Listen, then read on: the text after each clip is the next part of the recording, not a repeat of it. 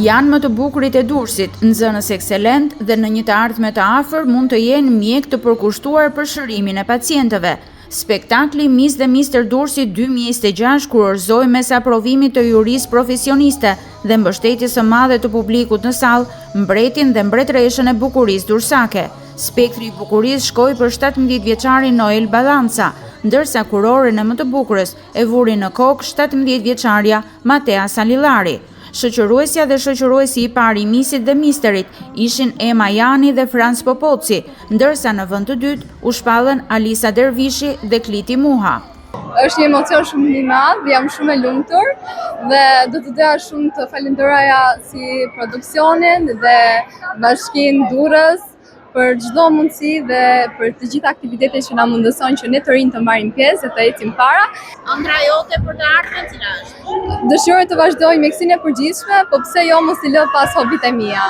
Jam jashtëzakonisht shumë i lumtur dhe dua të falenderoj zonjën Muzejen Konduri për produksionin edhe për kushtimin e saj. Dua të dedikoj këtë çmim të vetëm zgjuar që më dua pa interes në nënën time.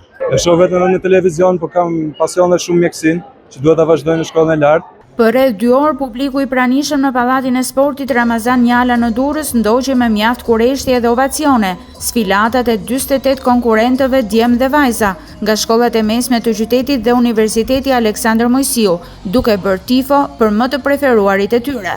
Për producenten Muzejen Konduri, spektakli së premtes ishte një dritare e hapur për këta të rinj, që në të ardhmen mund të bëhen pjesë e botës së televizionit, modës e të tjerë.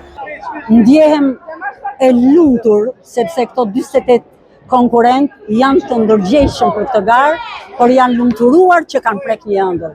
Por përfitoj që është fat për këto konkurrent që Universiteti Europian i Tiranës për të 12 vit i akordon bursë fituesve të këtij eventi.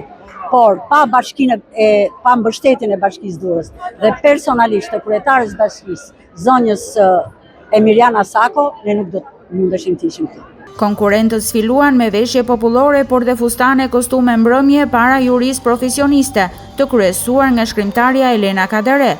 Moment mjaft i veçantë ishte kur anëtarët e jurisë u ngjitën në skenë për të kurorëzuar të rinjt me çmime si Miss dhe Mister Buzëqeshja, fotogenia, top model e të tjerë. Gjallërinë më të madhe spektaklit ja dhanë këngëtarët e njohur si Angela Peristeri, Erik Lloshi, Jessica Polo e të tjerë, që u ngjitën në skenë dhe publiku që duart rokiti dhe këndoi së bashku me ta, disa nga hitet më të mira të muzikës shqiptare.